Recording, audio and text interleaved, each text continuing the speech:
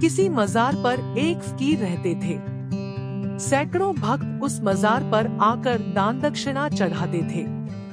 उन भक्तों में एक बंजारा भी था। वह बहुत गरीब था, फिर भी नियमानुसार आकर माथा टेकता, फकीर की सेवा करता और फिर अपने काम पर जाता।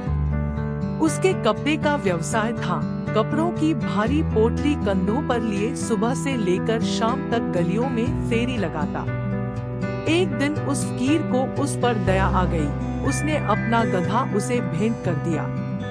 अब तो बंजारे की आधी समस्याएं हल हो गई। वह सारे कपड़े गधे पर लादता और जब थक जाता तो खुद भी गधे पर बैठ जाता। यूं ही कुछ महीने बीत गए और फिर एक दिन गधे की मौत हो गई। बंजारा बहुत दुखी हुआ। उसने उस मृत गधे को उचित स्थान पर दफनाया, उसकी कब्र बनाई और फूट फूट के रोने लगा। समीप से जा रहे किसी व्यक्ति ने जब ये देखा तो सोचा जरूर ये किसी संत की मजार होगी। तभी ये आदमी यहाँ बैठकर अपना दुख रो रहा है।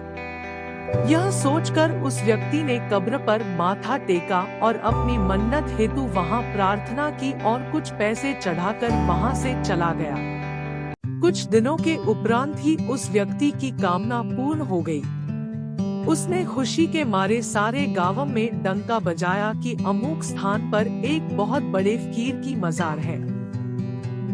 वहां जाकर जो अरदास करो वो पूरी होती है, मन चाही मुरादें बख्शी जाती है। वहां उस दिन से उस कब्र पर भक्तों का तांता लगना शुरू हो गया।